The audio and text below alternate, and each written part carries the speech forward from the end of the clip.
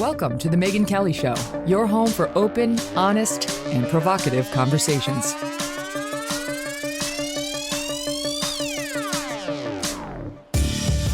Hey everyone, I'm Megyn Kelly. Welcome to the Megyn Kelly Show. Oh, we have a good show for you today. You're going to love this program. Joining me now is Amanda Knox.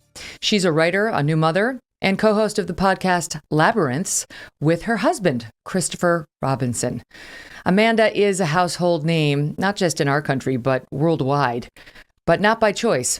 She has spent the past 6 years trying to reclaim her life, her story, and her freedom after she was wrongfully convicted of a murder she did not commit in Italy in 2009.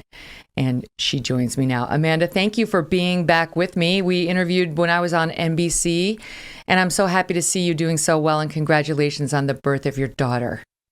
Oh, thank you so much, Megyn. It's great to reconnect. So I've been like neck deep in Amanda Knox in preparation for this interview. And of course, I was in the media when this happened to you, so I covered it, not in the way the British tabloids did, but I covered it as a, news story.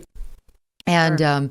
As a young woman myself, I was skeptical of the claims being made about you. As a lover of Italy, I was not wanting to believe that they'd be doing this to an innocent American, that there was any sort of anti-Americanism going on there, but it for sure was a dynamic at play. Mm-hmm. And as I sort of went back through your story, through the Netflix documentary and your book and so on, and a bunch of interviews about you and involving you, I felt the trauma on your behalf. It was never ending. It wasn't like, oh my God, 1 year of my life was so awful.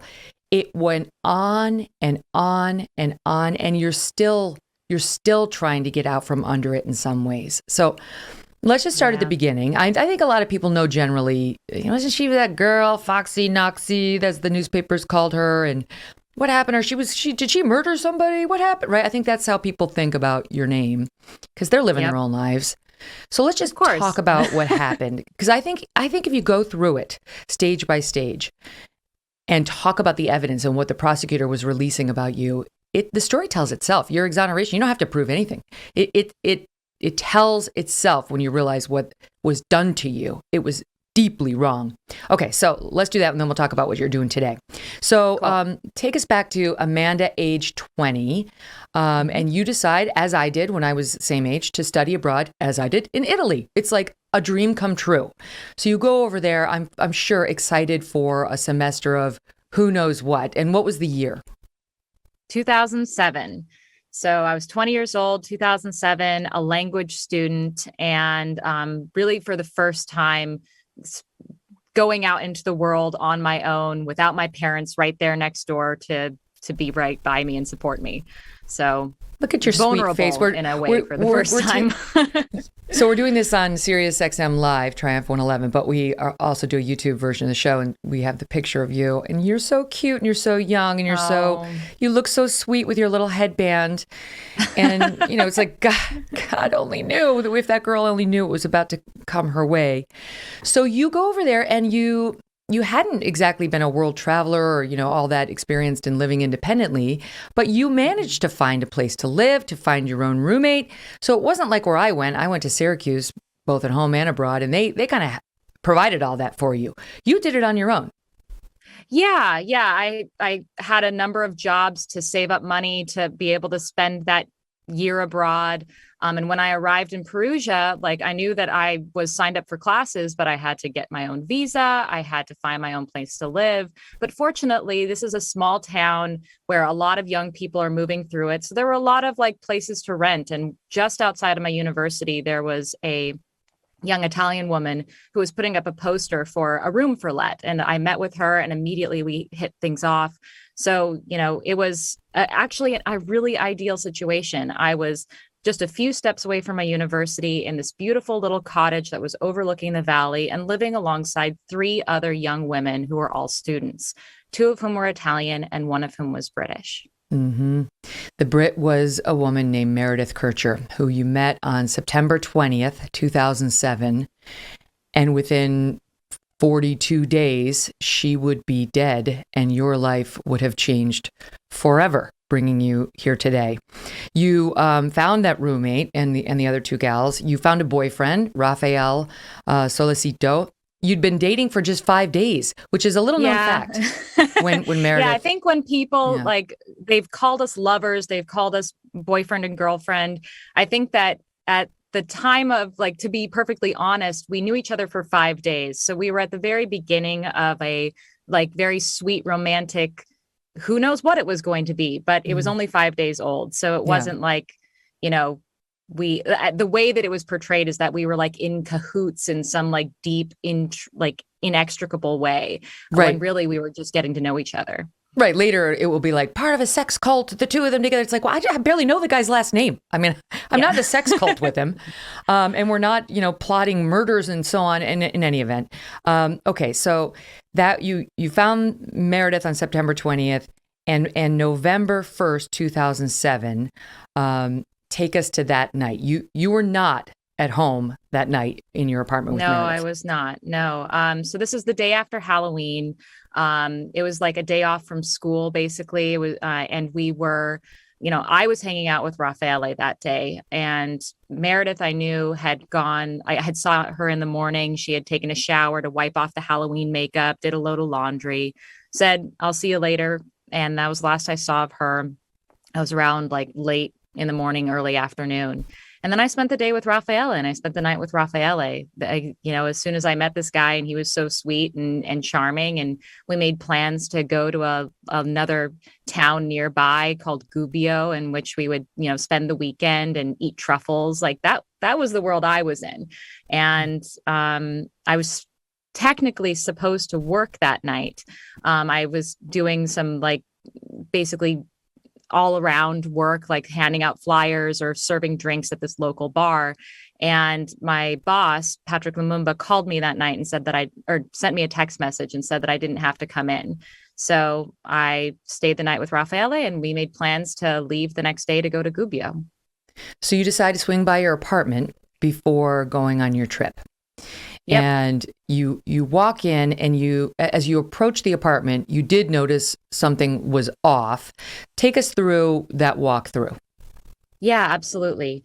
So coming back to my apartment, my thought process was, I'm going to go change. I'm going to grab some clothes, grab some things that I can take with me to Gubbio.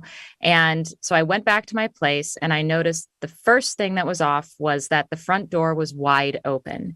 And of course, this is a huge red flag if you think about it. This isn't the middle of the summer. It's early November. It's cold. Why is the front door wide open?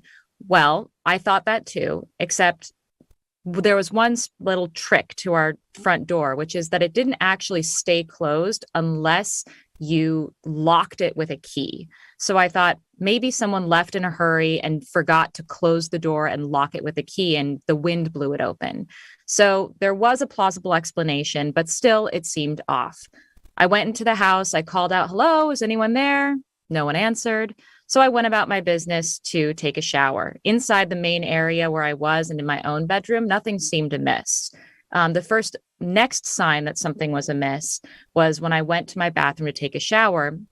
I brushed my teeth, and as I was brushing my teeth, I noticed a few droplets of blood in the sink. And this is, again, I didn't automatically think at that moment, a few drops in the sink, of the door open, that someone had been murdered. What I thought was, oh, this is a house full of girls. Maybe someone had their period. Who knows what's going on? So I took a shower, and I came out of the shower, and then I noticed more blood, another splotch of blood on the bath mat. And again, I thought, that's odd, but it's not like a bathroom full of blood. It didn't look like a crime scene to me. It looked like a few drops of blood again. So I got dressed. I went to go dry my hair. And while I was in our second bathroom drying our hair using my Italian roommate's hair dryer, I noticed that there was feces left in the sink. Not in the toilet. And I thought, that is odd. That is not something that my roommates would do. Especially my Italian roommates were very, very meticulous about cleanliness. So I could understand maybe, menstrual issues, but leaving feces in the sink or in the toilet, totally off. I got this weird, creepy feeling that someone was in the house with me, and I immediately left and started calling my roommates and reaching out to Raphael, or asking Raffaele, like, what do you think? Do I need to call, like, this is something off? I didn't notice that anything was taken from the house, but I feel like I need to know what's going on.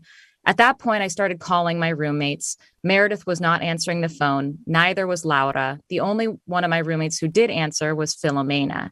And Filomena said, definitely come home. We need to check out to see if our house was broken into.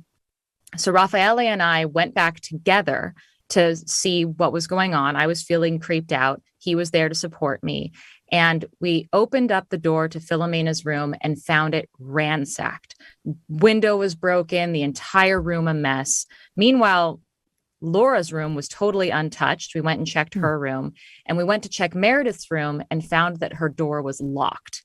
And again, we thought, this is really strange, because the only time I've ever seen Meredith lock her door was when she was like changing or something and didn't want to be disturbed.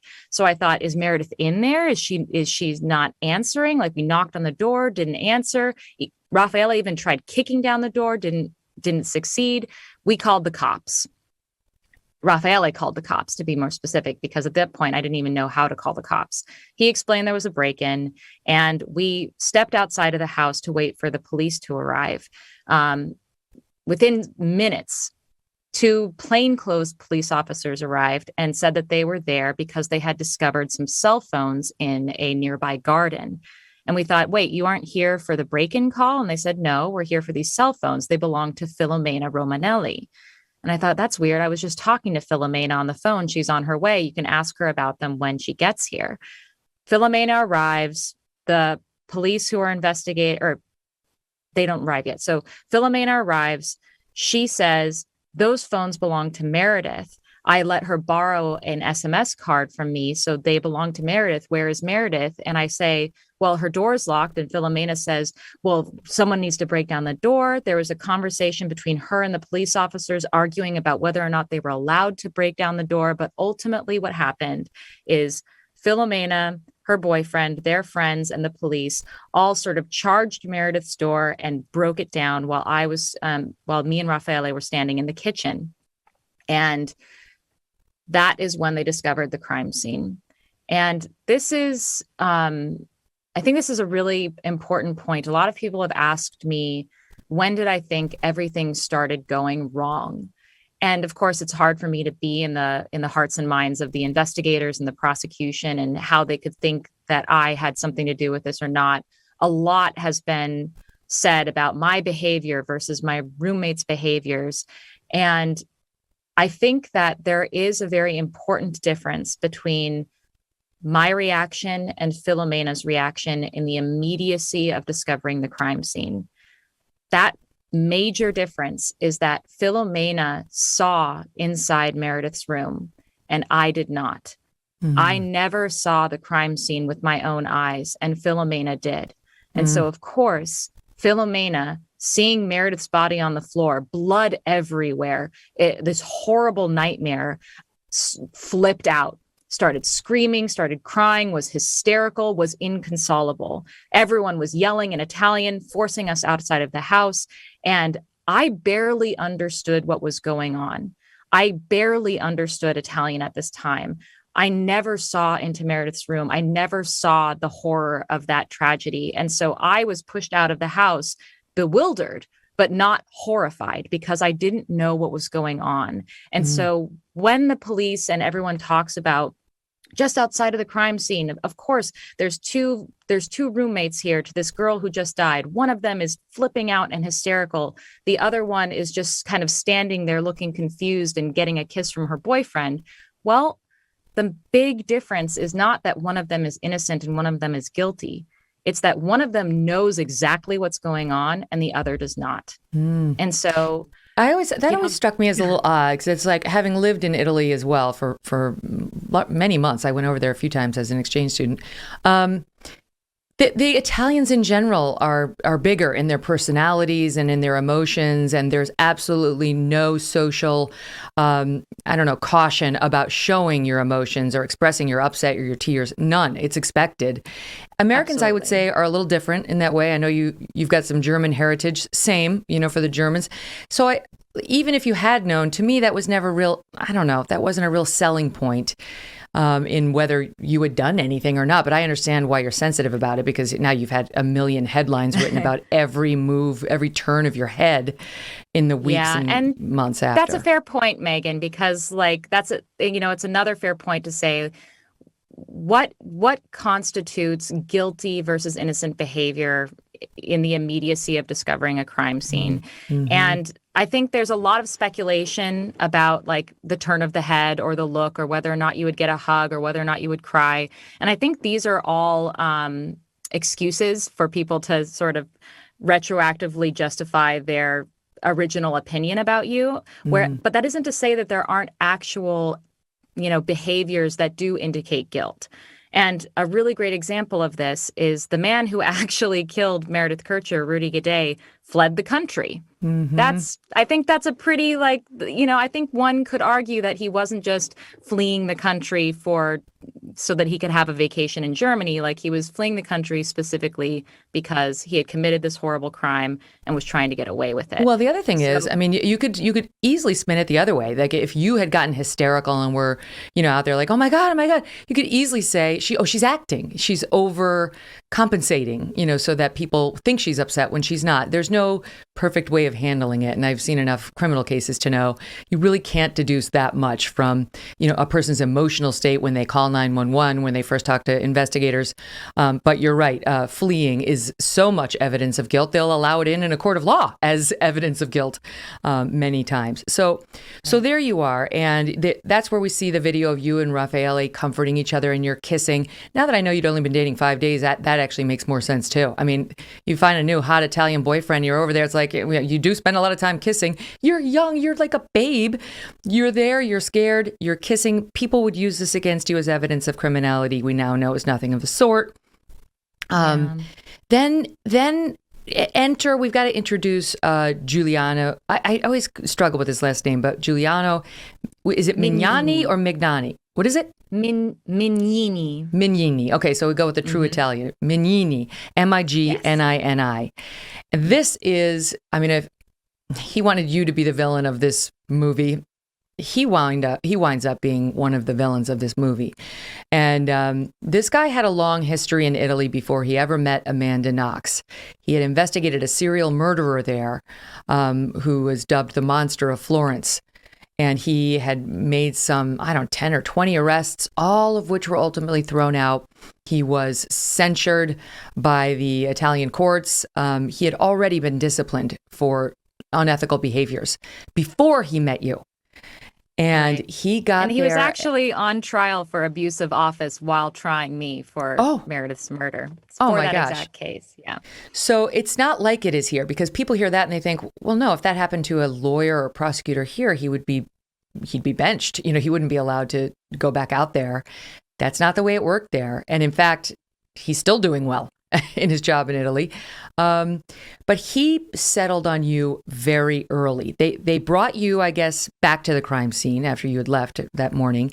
They made you search through a knife drawer to see if anything was missing. You started crying, and the documentary about you on Netflix shows him reaching all these crazy conclusions, right? Like, because you cried when they made you search through the knife drawer in the home in which your friend had just been murdered, he deduced what?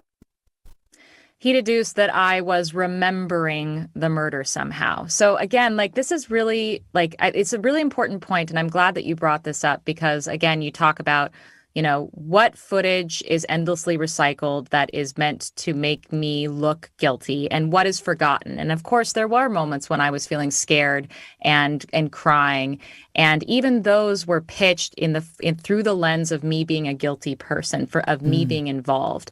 And I think that is, that moment when they asked me to search through the cutlery drawer to see if there was anything missing, that's when I had this first wave of sudden horror at what Meredith had gone through, the full gravity of it, the full just pain of it. And I was shocked and scared. And it was sort of my equivalent to Philomena's shock at seeing the crime scene herself. Like, that was my moment of like sudden realization and horror, and I lost it. I was hysterical. But of course, by that point, I was not just a witness in the eyes of the prosecution. Another really important point about the difference between the Italian justice system and the American justice system is we think that the prosecution and the detectives work really closely here in the United States. Well, they work even more closely in Italy, where prosecutors actually are the head of the investigation in a case.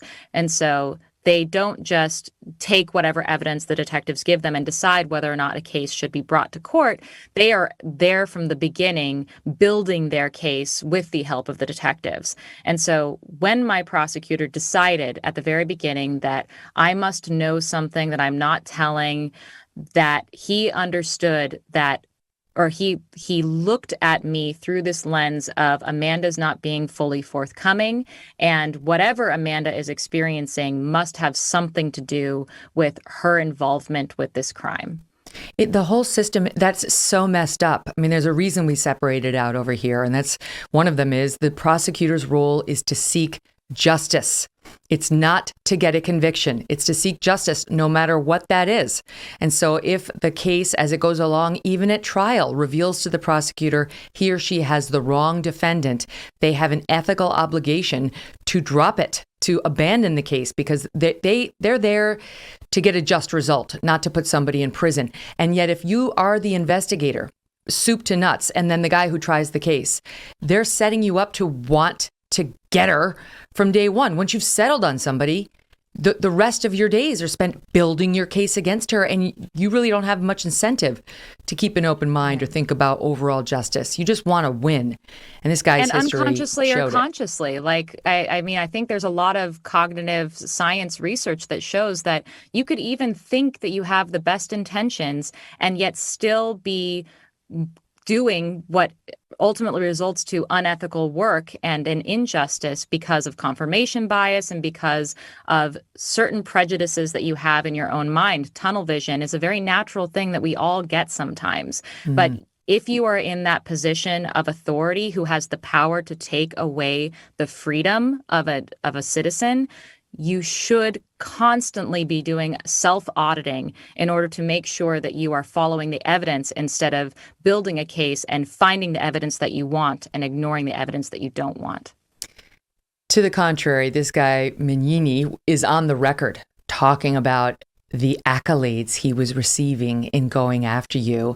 And that's where I'm going to pick it up right after this quick break. And later we'll get to the media and Hollywood and how Amanda's trying to reclaim her own story and her name. Black Rifle Coffee Company is not your typical coffee company. Black Rifle Coffee develops their explosive roast profiles with the same mission focus they learned as military members serving this great country. They are committed to supporting veterans, law enforcement, and first responders. And with every purchase you make, they will give back. Black Rifle imports high-quality coffee beans from Colombia and Brazil and roasts 5 days a week at their facilities in Manchester, Tennessee, and Salt Lake City, Utah. They donated over 150,000 pounds of coffee to soldiers deployed overseas, law enforcement officers, wildland firefighters on the West Coast, and medical workers during the COVID-19 response, just in 2020 alone. For every coffee purchase you make throughout November, Black Rifle Coffee will send a bag of their limited edition holiday roast to a service member currently deployed overseas to be delivered by Christmas morning. Being founded and operated by veterans, the team at BRCC knows what a quality cup of coffee means to active duty troops spending the holidays away from home. Don't you want to support the cause? You can support the cause and support your own love of coffee by going to blackriflecoffee.com/MK today and check out the freshest coffee in America. The team has spent thousands of hours tasting, sourcing, perfecting coffee from all over the world.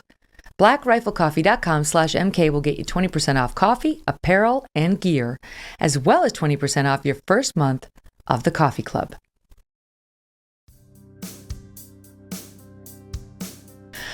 So Amanda, the prosecutor is putting you through these paces, and this is all within a matter of days days after the murder. And before I leave the subject of this prosecutor, I want to read the audience the quote. I was going to play you the soundbite from the documentary, but It's in Italian, so that's not much help. Much help without the subtitles to our listeners. This is what he said. Quote, normally people say that nobody is a prophet in his own country, but that's not what I experienced.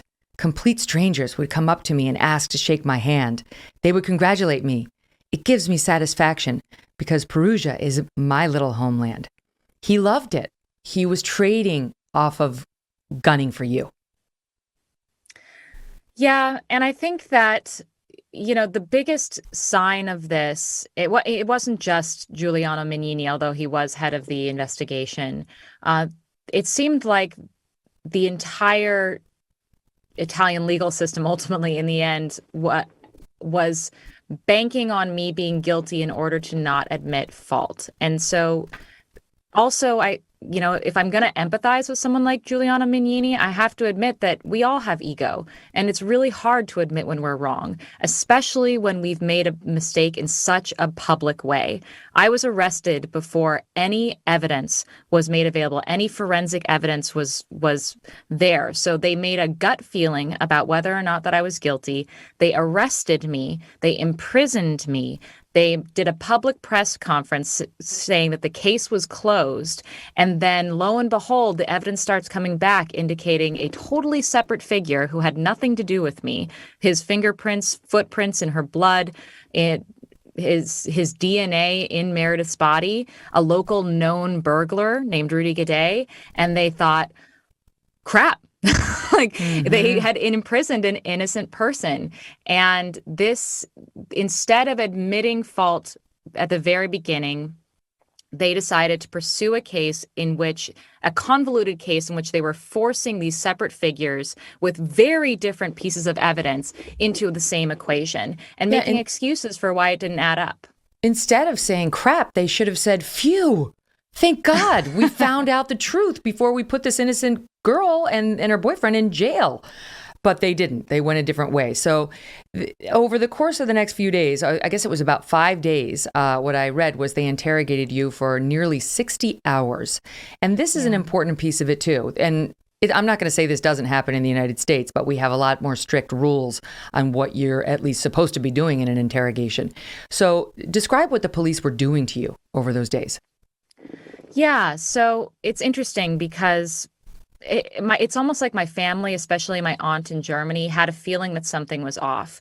It didn't make sense to my family that I was spending hours and hours and hours answering the same questions over and over again in the police office. My mom, of course, thought there's a killer on the loose in Perugia who almost killed my daughter. I want her to come home.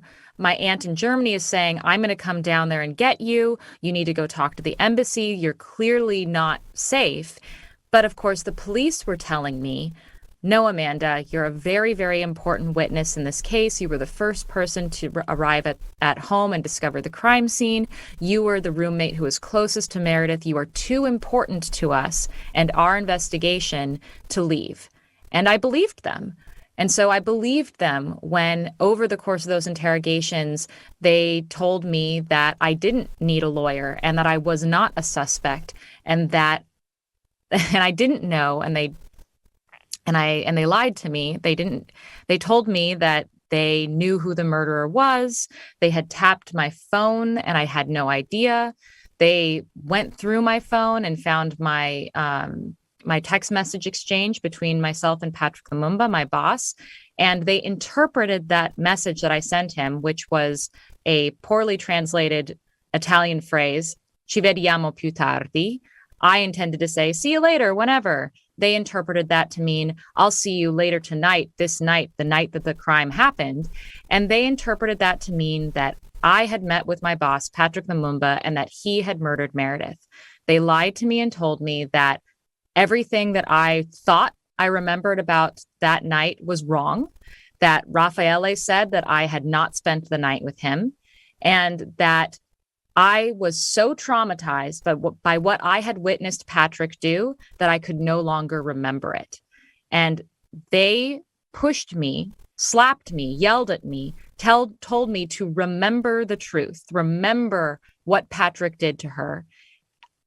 and very leading, suggestive, coercive techniques, like even just saying, well, did you hear Meredith scream? And I said, I don't know. And they say, well, of course you would hear Meredith scream. She's being murdered. And I said, okay, I guess I heard Meredith scream. Like, this was the conversation I was having. And this is what the police wrote up in their report and had me sign. And of course, this was without an interpreter. This was without a lawyer. And this Were you doing this in Italian? I was doing this in Italian. Yes. Oh my gosh. Oh my gosh. I'm only now realizing this. I did read that they were sending in 2 different detectives or police officers pretty much every couple of hours so that they would be fresh and could keep coming at you. You got no breaks. You didn't get water. They kept you up overnight. This is how it's done. This is how false confessions are given. And when you see a false confession, I mean, it's like 9 times out of 10, it looks just like this. How does it happen? Just like this. You break down a person's willpower to the point where they'll say anything just to get out of the room, just for you to leave them alone. And they'll believe anything. Like, I genuinely believed at a certain point that the only explanation for the police's behavior towards me was that I must have amnesia and I must have witnessed the murder.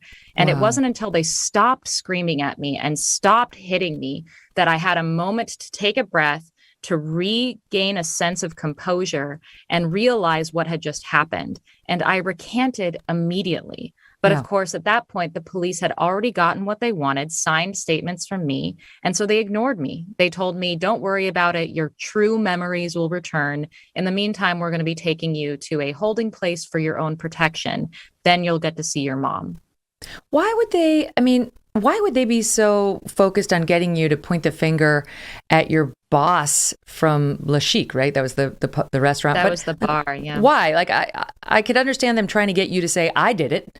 But why were they so focused on you getting you to point the finger at him? I don't think that they actually thought at the beginning that I did it. Especially we're looking at, a sexual assault murder. Mm-hmm. These are almost always committed by men. And I think that's something that is overlooked in this case, the way that it's been made so much of a like girl on girl sexualized fantasy crime. Like, when we're talking about the realities of violence against women, we're talking about male against female violence against women. And I think what they believed at the beginning was that I genuinely knew something because they misread my behavior. They inaccurately interpreted my behavior to mean that I was not surprised by Meredith's murder and that I knew something that I wasn't telling them. And so they pressured me into implicating someone because they believed that I knew who it was. And it was over the course of my interrogations that I think they settled upon Patrick, who they didn't know from Bob or John. Like, they had just seen a text message between me and a person named Patrick on my phone, in their mind, setting up an appointment. And they thought, this is it. This is the guy. Amanda let him in. Amanda knows what happened. We got to get her to admit it. So did they arrest him right away? They arrested him right away without checking his alibi, without doing anything, despite the fact that I recanted. And they kept him in prison for 2 weeks, even though numerous people came forward saying that they had been with him the entire night. Wow. I mean, it just shows they had no appetite for the truth. And question about him before we move on from him, because I read that he recently said something like, why hasn't she ever apologized to me? Or this is not that recent. It was like 2011. There was a quote from him saying, she never reached out to me. Is that still true?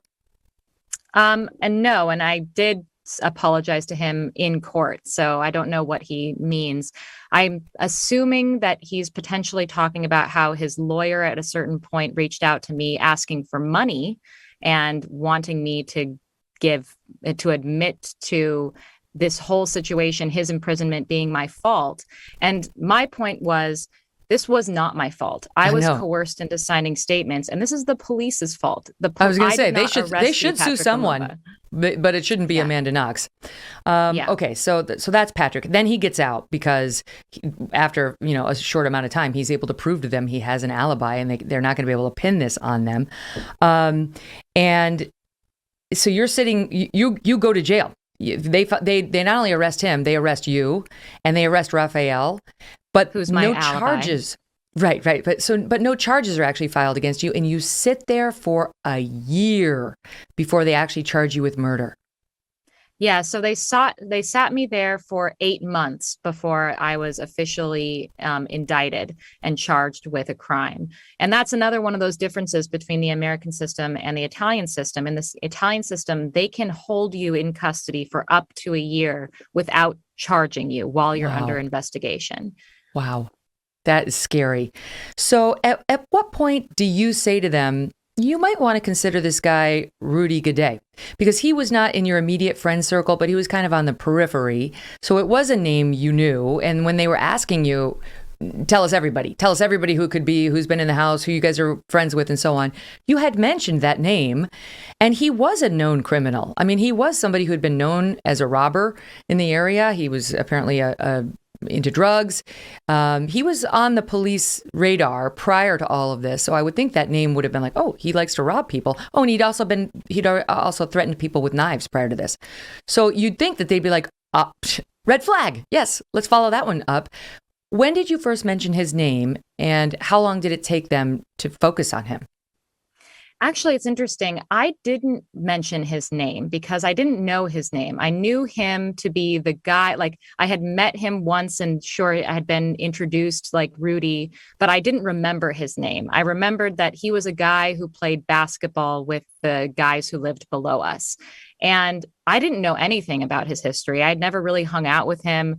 I only knew him from having encountered him that one time.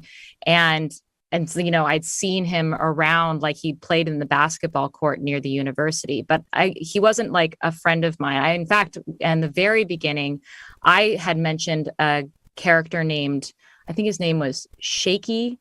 His nickname was Shaky because I remember he was a sort of sketchy guy who liked to dance and hang out with Meredith and her friends, who once tried to sort of forcefully take me home with him. And I raised the police's attention to that person, but of course, he had nothing to do with the crime. And I remember the moment when Rudy Guede's name was finally made public. It was after they had already found his fingerprints and footprints or fingerprints at the very least, in her blood, in Meredith's blood at the crime scene. They were able to process those fingerprints, identify him from having his, long history of burglaries, and identify this person and track him down. And there's this really interesting sort of moment of timing where the police released Patrick Lumumba almost at the exact same time that they arrested Rudy Guede, so that they had someone sort of a switcheroo, that they didn't have to once again admit fault in a big way, because here they found the real guy. And I remember sitting there in my prison cell watching the news as this happened, as Rudy Guede was being arrested in Germany. And I saw his face, I heard his name, and I thought, that guy? The basketball guy? That's the guy? Sure, I've seen him before, but it never occurred to me that he would do this. Of course, I didn't know about his history of criminality. And at that, I had this moment of relief even when they found him, because I thought, oh my gosh, this is going to be over soon. They found out who really did it. And that it wasn't over soon, of course. But boy, were you wrong on that. Up next, I'm going to ask Amanda about the lies the prosecutor was openly telling about her, the active misleading they did with the press to try to get people to believe that it was Amanda, and all of which fell completely apart. We're going to do that right after this quick break, and we'll come back with Amanda Knox. I'm sure I'm not the only one who's noticed everything is getting expensive. We are in the biggest economic crisis since 2008, with a government that's printing trillions and trillions of dollars. What could possibly go wrong? Consumer prices are the highest we've seen in 30 years. You feel it, don't you? I also see it too. Inflation is certainly here to stay. And if the government continues its out of control printing and spending, the dollar could continue its free fall and lose its coveted role as the world reserve currency. So how do you protect your money, your retirement, your savings? Well, American Hartford Gold can show you how to hedge your hard-earned savings against inflation by helping you diversify a portion of your portfolio into physical gold and silver. They will even help move your existing IRA or 401k out of the volatile stock market into a precious metals IRA, and they make it easy. They are the highest rated firm in the country with an A+ rating from the BBB, the Better Business Bureau, and thousands of satisfied clients. And if you call them right now, they're going to give you up to $1,500 worth of free silver on your first qualifying order. So don't wait, call them now. Call 866-518-2955. That's 866-518-2955. Or you can text Megyn, Megyn, to 65532. I don't want to mess that up. That's important. You text Megyn to 65532. Again, that's 866-518-2955. Or text Megyn to 65532. Boom. Got it.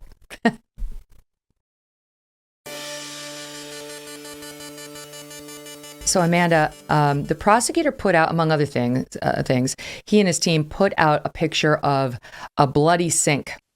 And this sink was covered in blood. I mean, it was awash in red.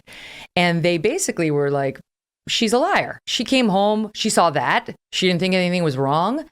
And it was a complete lie because the actual sink you saw, and there are pictures of that too, just had a couple of drops of blood. The picture they put out had been treated with some sort of a chemical that is supposed to show them if there's blood. And the substance itself is red. So it's all over the sink. This is my understanding. It was an active attempt to mislead. I mean, you could get disbarred for doing such a thing as a lawyer here. But this is just one of the examples, and I know that there are others, of the ways in which they tried to unfairly portray you in the media. Yeah. And I discussed this on Labyrinths about media selection bias, because I think there's this ongoing perception that even if I'm innocent, there must be something wrong with me, or this wrongful conviction must be my fault, because no reasonable person would act the way that Amanda acted. And, even as recently as Malcolm Gladwell's book, Talking to Strangers, where he analyzes the case, and he, from the very get-go is like, we know who did this crime. It's Rudy Guede. But he then goes on to say, well, the reason why Amanda was wrongly convicted was because she's ultimately an innocent person who acts guilty. And maybe that's why wrongful convictions happen. Innocent people act guilty. And I just wanted to push back against that because, again, who, first of all, has agency in the equation? Who's the one who's doing the wrongful convicting? Who's the one who's pursuing a case against an innocent person despite what the evidence is telling them? And who is presenting false pictures to the media in order to misrepresent the evidence against her in court? Right. Whose decisions are shaping these events? They certainly were not mine. And if anything, I was the one who had the least amount of agency in this equation. So, when I think about the ways that they portrayed Meredith versus me, right? Like, they acted like Meredith and I were two extreme opposites of the ideals of femininity. They turned this into a morality play about female sexuality and morality. They portrayed Meredith as this perfectly invisible, ideal, serious, studious, non-casual person who would never, ever, ever just go out with boys or have fun or do anything like that. She was a serious young woman who had a fidanzato, a fiance, someone who we can all agree is a perfect victim. Well, of course, you don't have to be a studious person who never goes out and has fun to be a victim of a horrible crime on the first place. And Meredith was not someone who didn't just, Meredith did like to go and hang out and have fun with friends and go dancing and have casual, relationships. That was her as well. And on the flip side, there was the portrayal of me as when in reality I was actually quite similar to Meredith, as someone who was uninhibited and lustful and at odds, jealous of Meredith's purity and everything depraved that you could accuse a woman of, particularly through her sexuality. And using that as an excuse to say, well, if she's capable of all of this sex, she must also be capable of violence. It's crazy. Very much playing into the Madonna whore dichotomy. It's how did they find out the number of sexual partners you had had? I know you've talked about it, but like, how did they know that? Yeah. After I was arrested, I was in prison. I was very uncomfortably being talked to by an official in the prison who would bring me into a private room every day and interrogate me about my sex life. And one day he accompanied me into the doctor's office where I was informed that I had tested positive for HIV. And me thinking suddenly that I'm dying and my life is over was told by the vice comandante that I should think about and write down all of the people that I had ever had sex with in order to determine who had given me HIV. So I went right back into my cell, started journaling, crying, thinking that I was dying, wrote down every single person I had ever had sex with in my entire life and what kind of protection we had used. And the very next day, the police raided my cell and took every scrap of paper that I had ever written on. And then a few days later, it was released to the press. Oh, it's disgusting. It's so disgusting. You make such a good point about Gladwell, who I love and who's, he's on your side. Yeah. But you're right. He's got it a little wrong. And I in his defense, I get it because we didn't get to like the cartwheels. I'll ask you about the cartwheels because that's what people think about. But honestly, it wasn't your behavior. People may not really fully understand the extent to which they have been manipulated by a dishonest prosecutor he's like the Mike Nifong of Italy. Mike Nifong's the guy who tried to put those 3 Duke University kids in jail for an alleged rape that they did not commit. And he knew it was false, but he didn't care. That's what I think Megyn is. And people don't realize at home how he tried to manipulate them from the sink to he went out and said Amanda Knox went home and she bought bleach and she bleached that entire bathroom. She scrubbed it. Now you look at the actual photos of post Amanda Knox's visit to the bathroom. It's covered in blood. It's still got the feces in the toilet. Clearly nobody has been there doing any cleaning. And he said, we've got receipts. Well, they never released them. There never were receipts showing you do that. But there's never any follow up. Nobody ever goes back to the prosecutor and says, where's the receipt? It's just, did you win or lose? And he lost and still whatever maintained his story. So we've been manipulated. The diary, the HIV positive, which was, thank God, untrue. That was a lie. And that leads me to the disgusting, vile media. The disgusting, vile media that played along willingly. And I get it. Very salacious. So many elements to the story. You're so beautiful. I mean, that was probably your biggest sin in attracting media coverage to this. You're beautiful, and that will sell papers. And well, thanks, Megyn. Yeah, and then like you add in possible sex fiend in like some weird sudden, I don't know what they thought you were doing, an orgy where you slit people's throats. I mean, it was just, none of it made any sense. And as soon as Patrick fell apart as your third partner, you, Raffaele, and Patrick, your boss, he fell apart because of his alibi. Then they just subbed in Rudy. Oh, Rudy was the third guy. And they held her down because why? Because she wouldn't have sex with him. Like there was nothing. He was making it up as he went along. But the media portrayed you. I mean, there's one of the headlines was satanic sex ritual. Satanic now. Yeah. They called you a she-devil. Certainly the narrative was that you were a whore. The Foxy Noxy thing came from an innocent thing on your own social media about, as I understand it, you as a soccer player and how you were sly as a fox on the field. I can't even understand. I've been attacked by the media in vicious ways, but nothing compares to this. Yeah, well, and it's interesting because I wasn't in a place to even defend myself at that point. I was locked away and at the mercy of what the police was releasing to the press. And I'm so glad that you brought up like the claim that I must have cleaned up my DNA, because I remember interviewing Mark Olshacker on Labyrinths, and he said, if Raffaele and I could have somehow selectively cleaned up our DNA from that crime scene and left all of the other evidence there intact, we deserve a Nobel Prize for chemistry. Right. But it's interesting because that was like, if you imagine the sort of confirmation bias, the mental gymnastics that my prosecutor had to do to account for the fact that here's this crime scene where there's Meredith's body, Meredith's DNA, and Rudy Guede's DNA and fingerprints and footprints all over the space, and nothing implicating me or Raffaele. That has to be explained somehow. Well, in his mind, it was, I was somehow able to clean up all evidence, all traces of me, and in order to implicate Rudy Guede. And I think the thing that, like, I mentioned this in the episode of Labyrinths where I talk about Rudy Guede, because for me, like, and maybe we'll get to this later, but like, for me, I cannot get over the fact that because the police and the prosecution did not want to admit from the get-go that there was no evidence against me and drop the charges and release me and Raffaele from prison, instead of doing that, they actually pursued a case that let Meredith's actual rapist and murderer off the hook. Yeah. He was tried separately from me. He was tried before me. The prosecution was not interested in having him be fully responsible for his crimes, so they never charged him to be fully responsible for his crimes. He was so crazy. Charged with being a part of the murder but never having actually plunged the knife himself.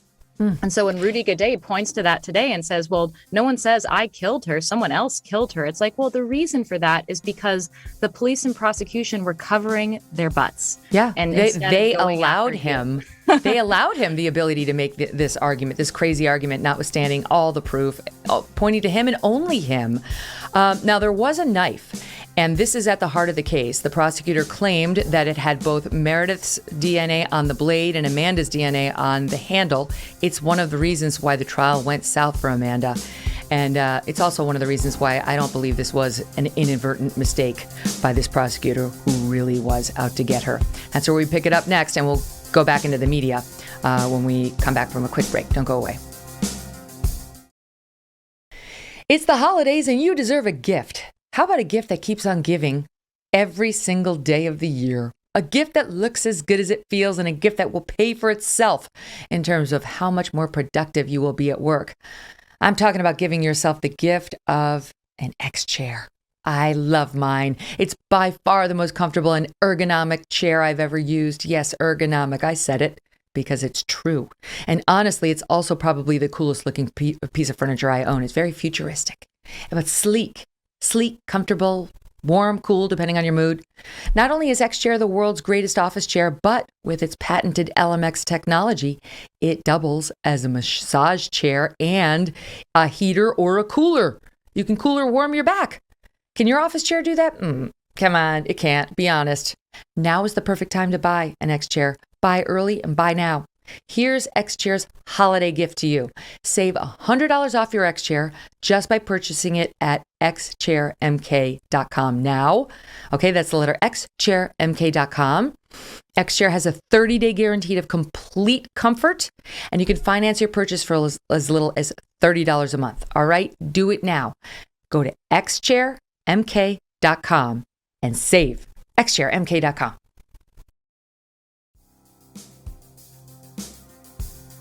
So on the subject of Rudy Guede, one thing we missed is that he's recorded on tape, and the prosecutors had it, talking to what he believed was a friend, but was actually an informant, saying, he places himself at the crime scene that night. He claims he slept with Meredith the night of the murder, that he was using the bathroom, and that's when he heard Meredith screaming, that he opened the door and saw an assailant fleeing, and Meredith was then dead. But he says on that tape, quote, Amanda was not there. She had nothing to do with it. So this is him talking, to a friend. He's like, he had no reason to say to that person that you weren't there, that you had nothing to do with it. But still, this wasn't enough for the prosecutor. Your absence of DNA, not enough for him. Nothing, absolutely no proof other than you telling that weird story at the hands of these police that maybe Patrick did it and maybe you saw some piece of that. But there's one thing. There's the knife. They find what they believe, they've pronounced it's the murder weapon because they say they tested it for DNA. It's got your DNA in the handle, Meredith's DNA on the blade. This would lead to the stunning moment in the first trial, January 16th, 2009, where you stood up to hear the verdict and you heard what? Guilty. Colpevole. Oh. So this happens in large part because of the DNA evidence. And what do we now know about that?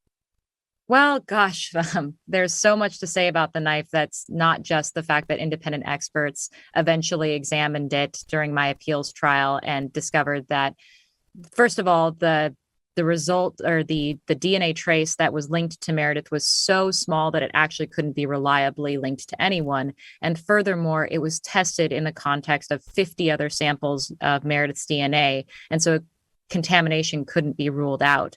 But I think for me, it's astonishing that it got that far in the first place, because to believe that this knife was used in the crime, you have to believe a number of very, very strange things.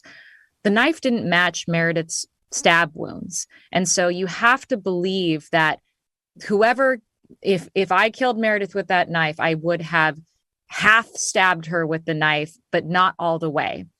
It was a knife that was not found at the crime scene. It was pulled at random from a kitchen drawer in Raphael's apartment, which was across town, meaning that this crime, the way that this knife could have taken part in this crime is if I was carrying that knife with me between Raphael's apartment and my house.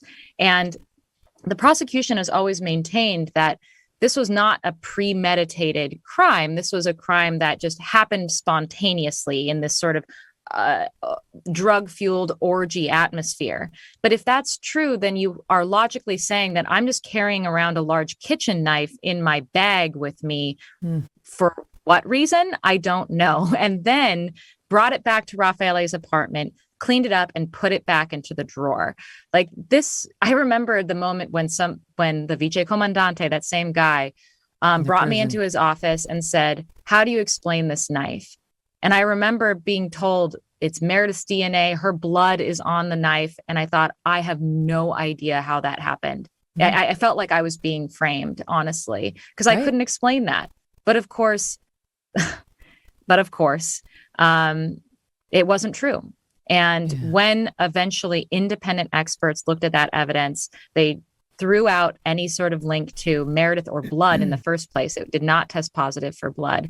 And actually, it was ruled that it was more likely potato starch from me having used it to cook things. Wow. Yeah, apparently it was such a trace amount, and they had tried to amp it up, trying to get more and more and more through the same machine that it just processed 50 other Meredith samples. And that's how they believe it was contaminated, as found by the highest court in Italy eventually, that this evidence had been contaminated and could not be relied upon. But then there was the clasp of Meredith's bra. And that 7 weeks after her murder and the evidence was being processed, finally this prosecutor announces he's got his DNA on Meredith's bra clasp, which had been detached somehow, presumably during the struggle, from her actual bra. And you tell me, Amanda, I look at this and somebody put that there. How else did Raphael's DNA, we know Raphael did not commit this crime or have anything to do with it. How did his DNA get on Meredith's bra clasp if it wasn't police misconduct? Well, not just Raphael's DNA, also the DNA of 2 unknown males were also found on that bra clasp. And all I can think of is that Raphael had been to my house, right? He had been to my room. He had been in the common area. I think they even found the other trace of DNA that they found of Raphael in my house was from a cigarette stub that was in like an ashtray in the kitchen. And so it's not that Raphael's DNA wasn't at the house. It just wasn't in the crime scene where Meredith had been murdered.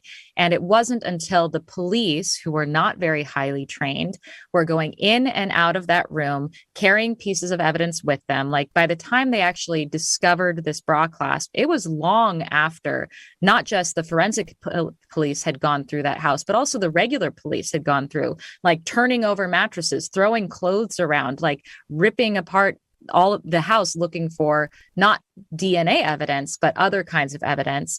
And it was over 40 days that they were touching things and moving things around without gloves that they eventually then found the bra clasp under a rug somewhere completely different in Meredith's room and said, "Oh, here's our link proving that Raphael was there in the room that night."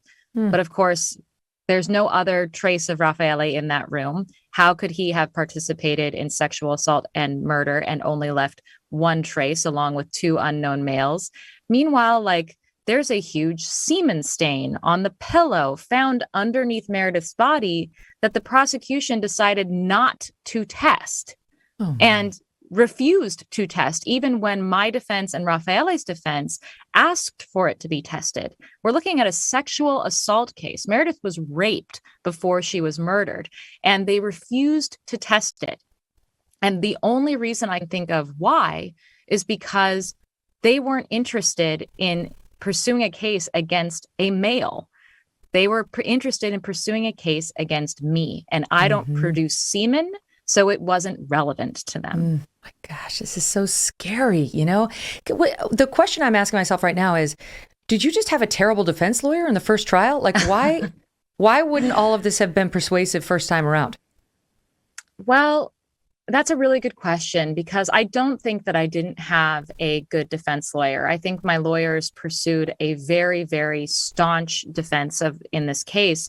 But what was happening was, you know, one of the things that I remember my lawyer saying was 0 plus 0 plus 0 plus 0 plus 0 still equals 0.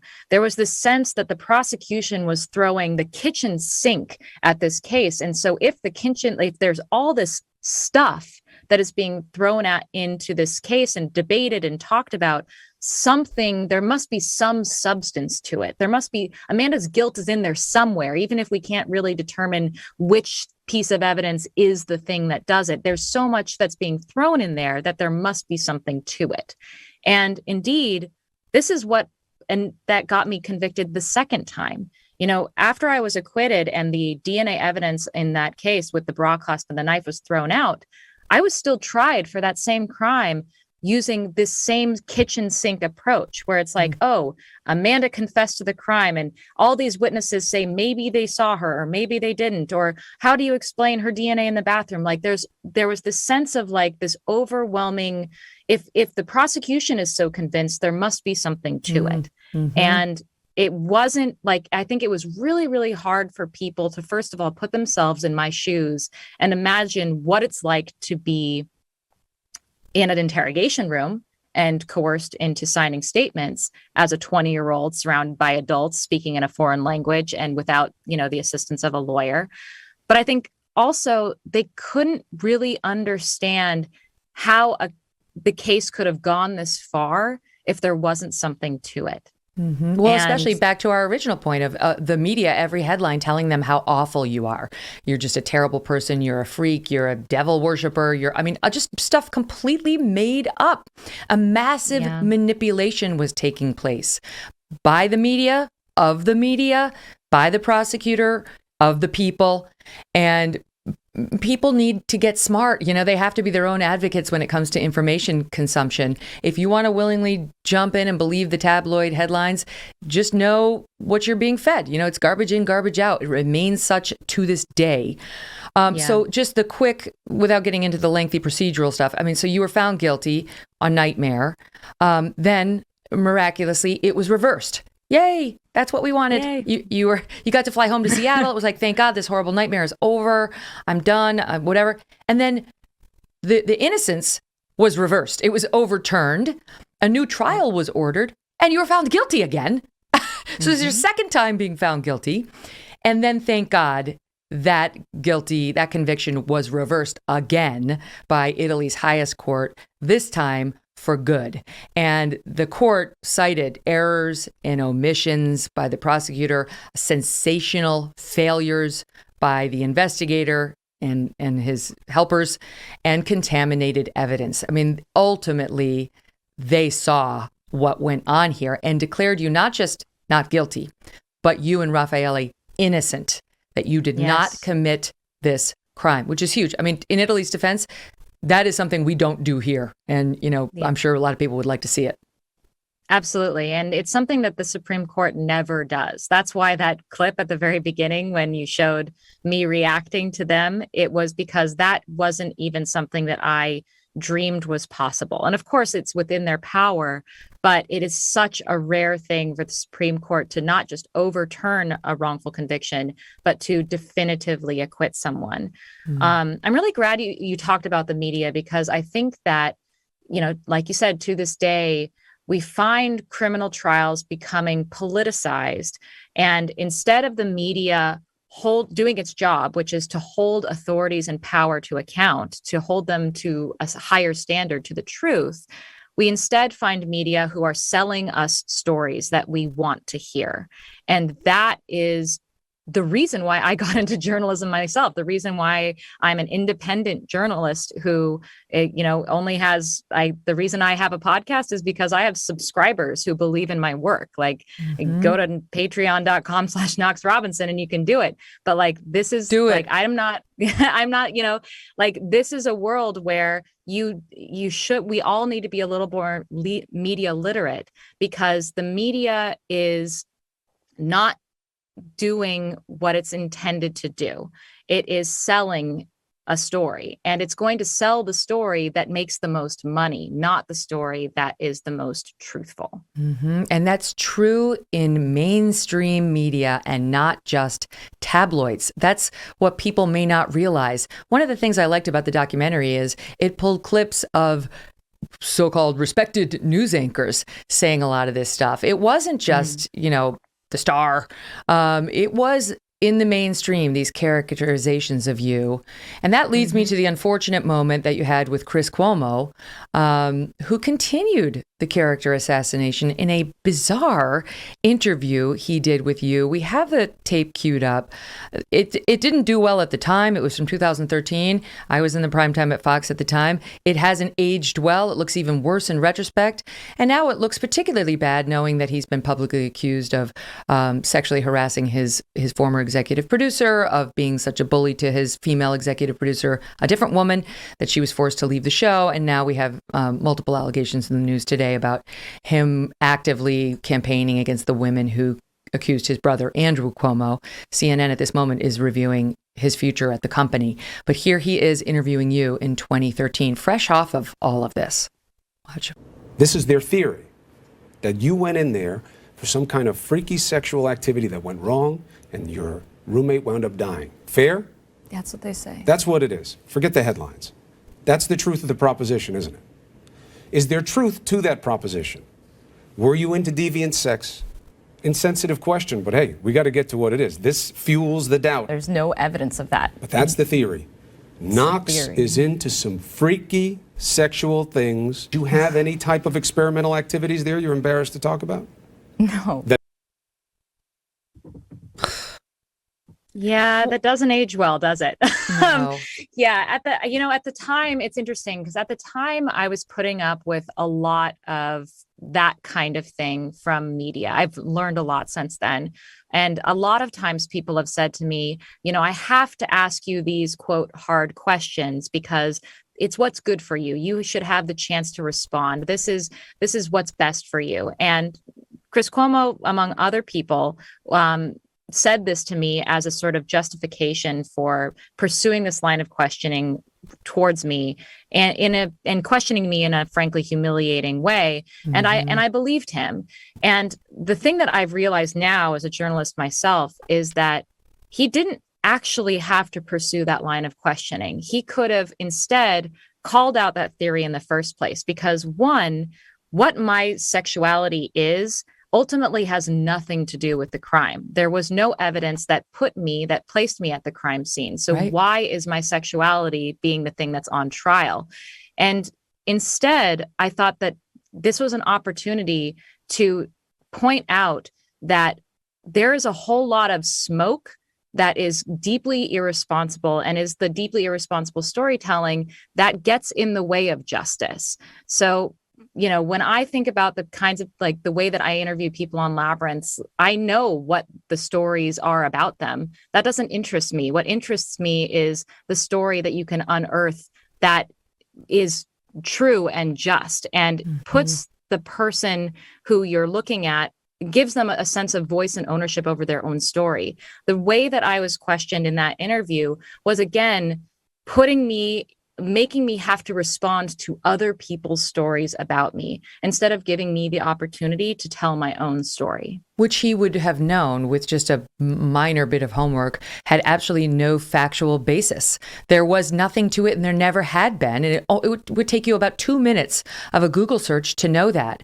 I believe what he was trying to do was gin up a sexy moment of him pushing this beautiful, smart, famous woman on, her sex life and whether it's deviant in a way that he thought would get clicks or eyeballs or generate something good for him. That's what that was about. That's one of the reasons why I find it so infuriating. It's maddening to watch that. It's not like having somebody who's actively on trial for their life. They're accused of committing a murder. And you say, were you at the crime scene? Did you do this? Yes, of course you have to do that. What he asked you wasn't necessary. It was intentionally salacious. I don't know if he was trying to embarrass you, but he was trying to promote himself at your expense, just like everyone before him had done to you so many times. Yeah, and presenting it to me as the opportunity to address it head on, I think was, when I look back on it now, disingenuous, because it's, again, not asking me to talk about the way that I was wrongly portrayed and how my sexuality was used to vilify me. It was instead putting me on the spot and asking me to sort of respond to what was presented as a kind of legitimate question and a legitimate reason to suspect me. So, and even the tone, Amanda. I mean, the tone, right? Like, and it's a sensitive question, but yeah, it's got to be like just the way you approach somebody who's been victimized the way you have. You've been victimized, whether you want to call yourself a victim or not. You've been victimized. Raffaele has too. Meredith, obviously, is not that way. I remember when I interviewed Tara Reid, Joe Biden's accuser, she said she gave the interview to me because she wanted somebody who was, quote, trauma informed. And that, I don't know whether Tara Reid was telling the truth about Joe Biden or not, but I understood she was making the allegations and how to treat somebody like that respectfully while asking about their story and sensitively, right? And being careful, being ginger while still being a good reporter. And it's no wonder she had turned down CNN, and no wonder why. She had turned down Chris Wallace. I'm not surprised by that one either.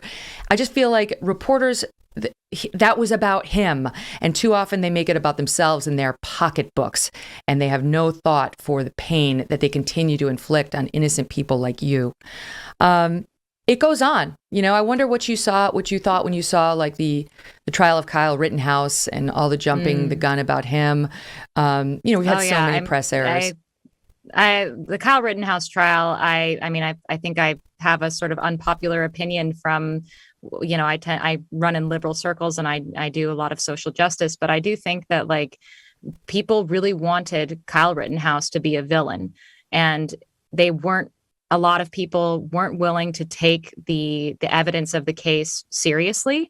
And instead were trying to convict him based upon their interpretation of his character. And I think it was radically, radically irresponsible of the prosecutor to charge him with murder in the first place, because, why, this was not a murder case. If you don't there's a interesting discussion to be had about okay, if you walk into a really highly charged emotional space that's uncontrolled and you walk into that space with a gun, are you provoking an attack? And I can see from the perspective of his, the people who were shot that if you see someone, you hear shots around and you see a guy with a gun, you might think, oh my gosh, I got to stop the shooter from shooting people. But that doesn't mean that Kyle Rittenhouse did not have the right to defend himself if he was not shooting people. And if you don't like the way that the laws are written, then if you don't like the self-defense law, then you can go to your legislature and say that you don't believe in self-defense.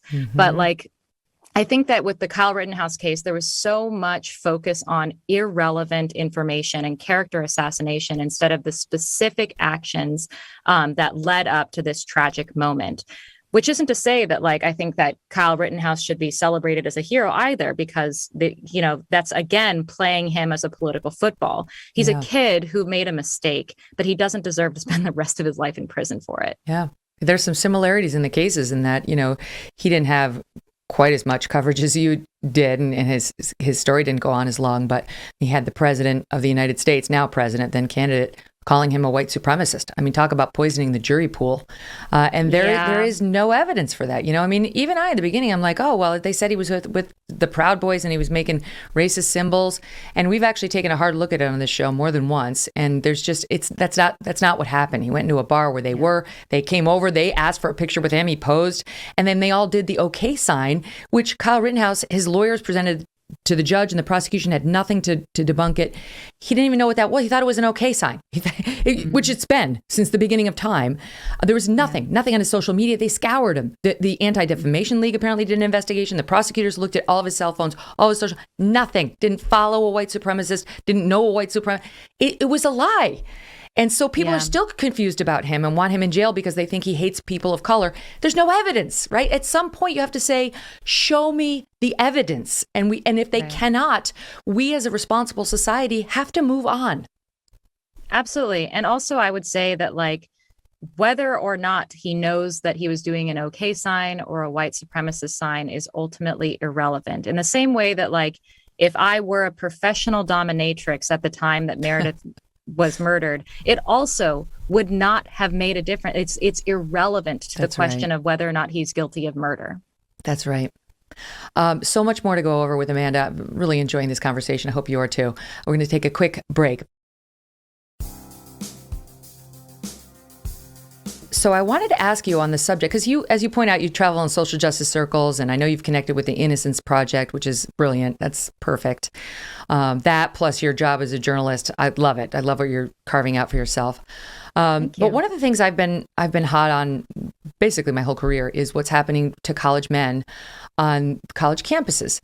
And obviously, neither you nor I want to see young women get sexually assaulted on college campuses. But I also don't want to see due process taken away from the young men who get accused. And that's what's happened, right? Obama did it, and now Joe Biden's trying to bring it back. Trump sort of righted the ship, and Biden's trying to bring it back. It's deeply problematic. Democrats and Republicans need to pay attention, because the way it was and the way Biden wants it to be, Mr. Biden wants it to be, is no right to counsel, no right to cross-examination, no right to discovery. You get tried in front of a kangaroo court stacked with, quote, victims' rights advocates, and not like an independent body who might be open-minded to the fact that you might not be accused. And if you lose as a young man, you're expelled, you're labeled a sex offender, good luck getting into another college, and it's near impossible to appeal. Your thoughts on it? Yeah, great. So I'm not actually familiar with what Biden is doing currently, but what I can say about this is I remember at the very beginning of the MeToo movement, which I do think was an incredibly important moment of reckoning with the fact that this happens over and over and over again to women in general, not even just young women, but a lot on college campuses. I remember my friend Brian Banks, who tweeted yes, we need to be taking these accusations really seriously and doing what we can to prevent sexual assault from happening. But also, here I am, a young man who was wrongly accused of sexual assault based solely on a young woman's accusation, and I went to prison for that crime. And that is unfair. Due process still is incredibly important. And while we need to take sexual assault accusations extremely seriously, that does not mean that we don't take sexual assault accusations for the person who's being accused not seriously. There is a difficult balancing act of not just fairness, but also safety that needs to be brought into consideration. And we can't pretend that if someone who is accused, that means that they're necessarily guilty. You are living proof that when due process starts getting eroded in the name of something, right? Prosecutorial zeal, a desire by the prosecution to be loved by the community for having made an arrest. Or now, it could be different things, some pushing of other cultural agendas. It can be devastating, unfairly devastating on the person targeted. And we just can't start throwing away lives in the name of causes. There's a reason we want the justice system to follow the procedures we put in place long, long ago. That's the only way we can count on it to work. Well, that's why I think sexual education is so important, because one of the reasons why these things happen, especially on college campuses, is because these are highly charged sexual environments with young people who don't have a ton of experience sexually, who are pushing boundaries for the first time, exploring themselves and others. And of course, there are going to be slip ups and mistakes on both sides in terms of communication, both physical and verbal. So I think that these are complex situations that require us to have sophisticated conversations about them instead of treating them as black and white narratives. Absolutely. Okay, a couple of random questions for you, just following up on the information. I read that you wrote to the prosecutor. You wrote to him? So I can't speak a ton on this because I promised him I wouldn't. But yes, I am in communication with Giuliano Mignini. Wow. I tip my hat to you, Amanda. I don't know if I could do it. I mean, I see you because I see you being very generous toward everybody involved in the case. Even Rudy, who's now out of prison and stirring up trouble again. He's trying to bring you back into it, pointing the finger at you, which we all know is nonsense. But you've been very generous. I don't know if I could find it in me to be generous toward Mignani. Yeah, the biggest thing for me has always been wanting to understand why this happened to me and why these things happen. And I don't find, like, the more I sort of understand the way human minds work, the less impulse I have to hate people or anything. Mm-hmm. And it's more, I get a sense of like, okay, I understand why you think you did the right thing in that moment. But the next step beyond that is, can we then arrive at a place of reconciling the truth that may be something that makes someone have to reevaluate themselves as a human being? And that's tricky. I mean, that is the ultimate labyrinth, is you believe that you are one thing and you turn out to be another. And someone tries to point that out to you. And I as someone who has been a victim of the criminal justice system and also an indirect victim of crime, like, I understand that these things are complicated. And the most important thing that we can do when someone is hurt, when someone is harmed, is to acknowledge that harm. But of course, that means that we have to reevaluate ourselves and our actions in light of new evidence. Let me know how that works out. Yeah. Okay. I will. Let's talk about Rudy. Rudy finally got out of jail. He served 16 years. That was a reduction of sentence for him. He comes out and apparently spoke to the Sun. His message to Meredith's family was that he's so sorry for their loss. He says he's written a letter to her family that explains how sorry he is, quote, for not doing enough to save her that night, to save her. He says, the court convicted me of being an accessory to murder purely because my DNA was there, but the legal documents say others were there and that I did not inflict the fatal wounds. He's pointing the finger at you, saying Amanda Knox, quote, knows the truth. So your response to him is what? Well, it's a complicated one. I have a whole episode of Labyrinths called The Forgotten Killer, where I discuss him being released from prison and never having been found fully accountable for his crimes, and also for my name to be the name that is most associated with his crime. Yes, so true. So first of all, I have to point my critical gaze on the tabloid media, who has decided to give a platform to a rapist and murderer in order for him to continue to harm others by lying and allowing other people to take responsibility for his crime. So shame on the Sun, shame on Nick Pizza for platforming and amplifying his lies, damaging my reputation, and honestly just putting the Kircher family through yet more, loops of pain like this. That shame on them. But for Rudy Guede, I honestly have to say that, like, I was almost rooting for him a little bit. Like, here's someone who spent 13 years in prison. I had hoped that he had rehabilitated in some kind of capacity. And while I could, he has over the years, ever since he was arrested, taken the opportunity of the prosecution's unfair gaze on me and exploited that opportunity in order to not be fully held accountable for his actions. I thought that if he had more time and distance from his crimes, that he would have had a more mature response. And instead, I believe that he's just continuing to do what he's done since the day he was arrested, which is to exploit the way that this case has been misrepresented and and to try to continue to have me take the burden of his crimes onto my life, so that he can continue on with his as if nothing's wrong. So true. So glad you are out there speaking about it, because you have a much bigger microphone than he does, and people need to hear your message. Thank you. The Kircher family, I understand you have reached out to them. In various ways and various times over the years. It's a delicate issue, right? Because as far as I know, they do still associate me with Meredith's death in some way or another. And that's not their fault, in the sense that, like, too. They were misled too. And it's a very, very difficult thing to look at objectively when it's someone that you lost, that you care about so much. And so I have let them know through various channels that I understand that there's this great potential for healing if we can connect and grieve about this incredible injustice and tragedy that links us forever. That said, I also don't want to put them on the spot. And I'm always hesitant to talk about this when people ask me, because I don't want to put them on the spot and make them feel like they have to respond to me. That is not the way that you achieve healing. So, I want them to know that I'm there and ready whenever they are ready.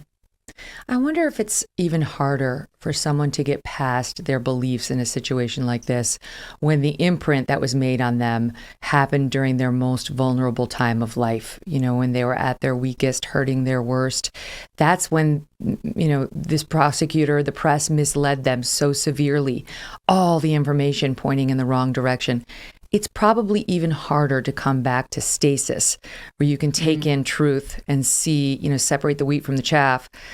When it, the damage that was done to you was done in those circumstances. It's actually a really fascinating theory, because they call that like cognitive opening. And, that's something that they talk about with like the radicalization of people to terrorism, where something bad happens to them, some tragedy happens to a person, like a sister or a daughter dies. And suddenly your mind, like your sort of feeling of security and place and your foundations in the world are shook. And you then latch on to a new ideology, because it sort of gives you a new sense of purpose and stability.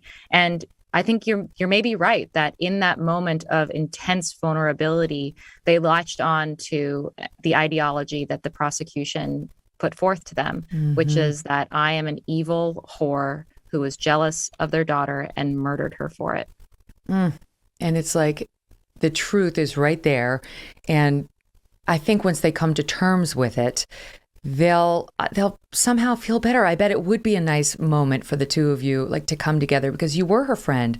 I'm sure she cared for you and you cared for her, and that all that gets lost entirely, right? I mean, have you ever had the chance to grieve the loss of your friend? That's a really great question. And I always appreciate it when someone tells me, like, I'm sorry, your friend was lost. Because that's something that not a lot of people say to me. Like, I'm sorry that your friend was murdered that way. And I do look forward to the day that I get to visit her grave. I just don't want to do that without the permission of her family. And so that's something that remains a deep desire and goal for me. Yeah. Oh my goodness. It's so complicated. I've been thinking about you a lot lately, and I thinking about everything you've been through. It's like, in a way, you were given a huge, hefty gift of wisdom early in your life. You learned so much about police and law enforcement and, the justice system. Media, about human nature. Yeah. Yes. Right. Human nature and the importance of family, right. And the support and all that. It makes me want to ask you whether, like, if you could undo, not, of course, you would undo what happened to Meredith, but if you could undo what happened to you, would you? That is a question that I never ask myself, because none of us ever get to choose that.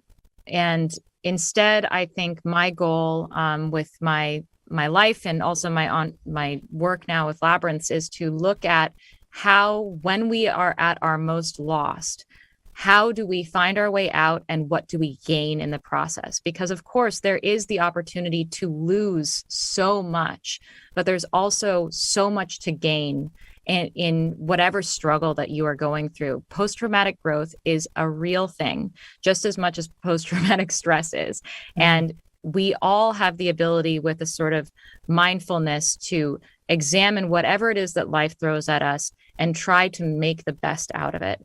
And I'm always fascinated by the stories of people who similarly find themselves in different situations of feeling lost, or the existential crisis of their life isn't what they thought it was going to be, and they found their way somehow.